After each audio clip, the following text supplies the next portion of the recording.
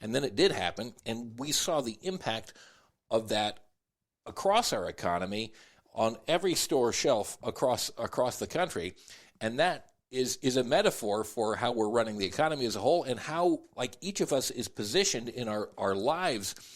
The status of the vast majority of people's bank accounts and credit cards, and how just from day to day we're just barely getting by. That is not sustainable. We cannot do that. And you can look at how individual people are making a whole heck of a lot of money by having it that way. But as a whole, as a nation, we are not doing well as a result of that strategy.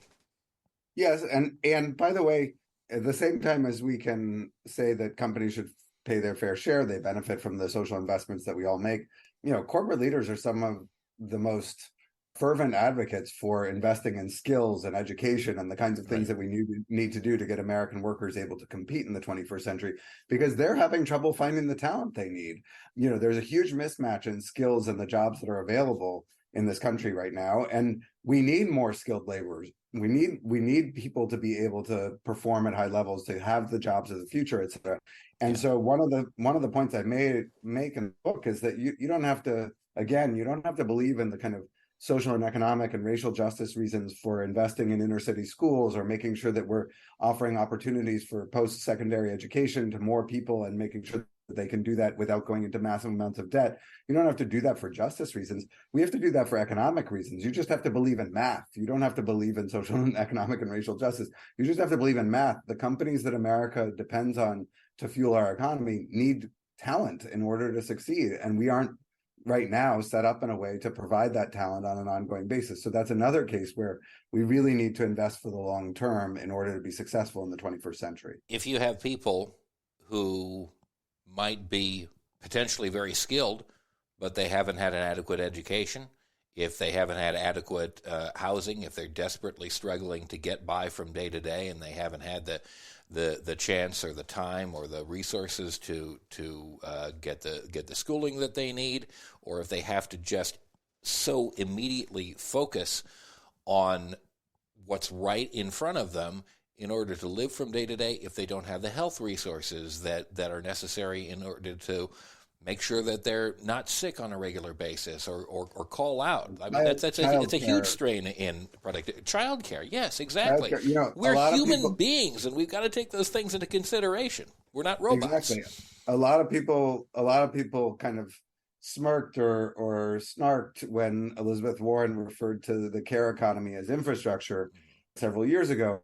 And I understand that was a kind of mental leap, but the fact is, in the same way that roads, it might be a mental leap for like white guys like you and me, but for many millions of mothers across the country, they know damn well that it's part of the infrastructure. Exactly. Yeah. In the same way that roads and metro systems and public buses, et cetera, which are all understood as infrastructure, help people get back to work. Absolutely. So does childcare or elder care make it possible for Americans to be productive and to get to work, in addition to creating jobs, obviously, in the care economy. So, that's another space where going forward, we need to recognize that in order to unleash the productivity of Americans, we need to recognize what Americans need in order to be productive in this century. One of the four tests that you mention is identity.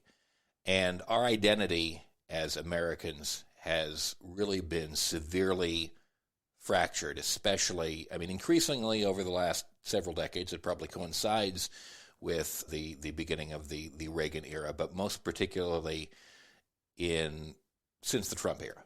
We're very divided. We've become very partisan. We watch our own TV networks. We read our own books. We live in our own neighborhoods. We have our red states and our blue states. And there is not the kind of coherent national identity that existed in previous generations. That, I think, at least to a degree, is something that is worth returning to. How do we reach that point? Well, I think a few things. First of all, I think in some spaces, the conventional wisdom, for example, when people talk about the way that Washington doesn't work and the gridlock in Washington, is that Washington doesn't work because it's reflecting a divided country. I think that's exactly wrong. I think we have a divided country largely because Washington hasn't worked. It hasn't done what it needs to do to adapt to the world that we live in, to make sure that Americans have a life and a future that they can believe in and be hopeful about. And it hasn't done that over the course of several decades of significant economic change. And because we've failed to adapt to the world that we live in, what we have is a situation where it's not even the bottom 90%, but it's really the top 1% of Americans really live in a different world where they have a growing economic pie. And the bottom 90% of Americans, which is 9 out of 10 Americans, it's not, that's most of us, are facing a situation where the real economic pie that is available is staying the same or shrinking. And when you shrink the pie, you got to expect that people are going to divide upon constructed lines, whatever those tribal lines, quote unquote tribal lines are. They're going to be constructed lines that people will find to divide, to try to get stuff for their group at the exclusion of other groups. And so part of what we need to do is make our economy more fair so that we can give all Americans a hopeful future. And I think in that sense, some of the polarization and divisions that we have seen rise up over the last generation will start to dissipate. But we need more than that, because actually, the competitiveness in the world right now requires that we make a decision, basically, effectively, as Americans. We have to decide, are we going to face this world together as a collective enterprise in the 21st century? Or are we going to divide apart and try to do it every person for themselves? I think there's no chance that we succeed in the latter scenario. I think we have to face it together.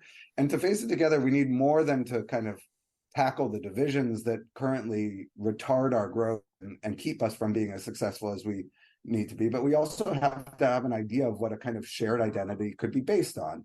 And, one of the things I put in the book, which I think probably is maybe it's something that people will see as naive or, too Pollyannish, but I felt like, if I was out there saying we need a thin but common shared identity on which to base our working together in a pluralistic liberal society, then I had to offer up something that could be the content of that. And, as you know, I went back to Jefferson, and life, liberty, and the pursuit of happiness. The most unusual thing in that triad is the pursuit of happiness. It doesn't appear in other democracies' founding documents. And in fact, in political thought, it used to be life, liberty, and property. Lockean political thought, the common term was life, liberty, and property.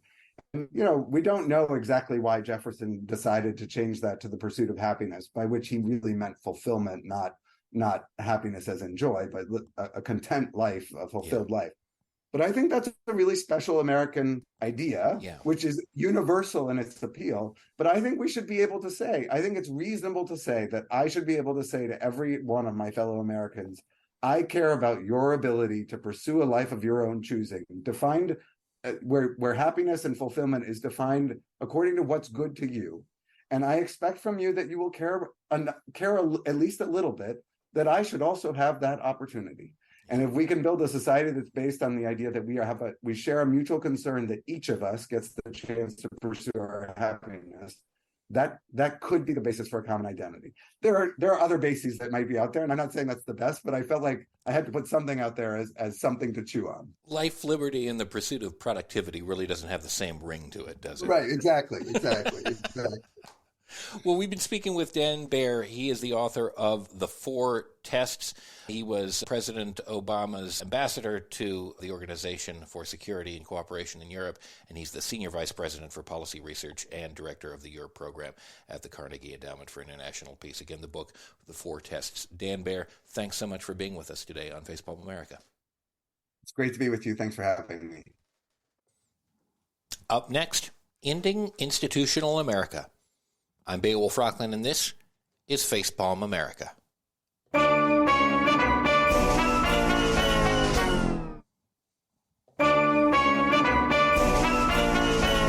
Facepalm America. I'm Beowulf Rockland, facepalmamerica.com.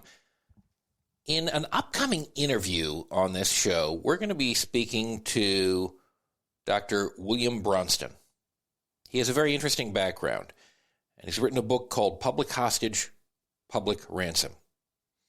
It starts with his autobiographical story, that of an activist physician whose early professional California training gave him a deep moral and professional and cultural bond to the 6,000 person disabled population that he encountered, incarcerated in Willowbrook State School in Staten Island, New York.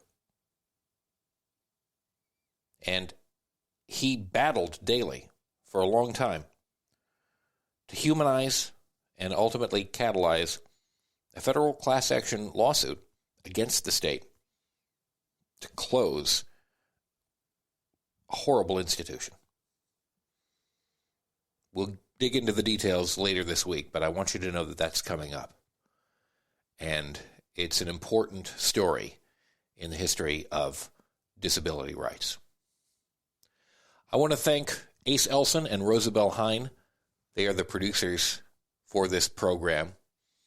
I want to urge you to call or message us if you like at 202-656-6271 for any contributions to the show. I want to ask you to share this podcast with a friend, to share it on social media, to rate and review us. And until next time, enjoy the day.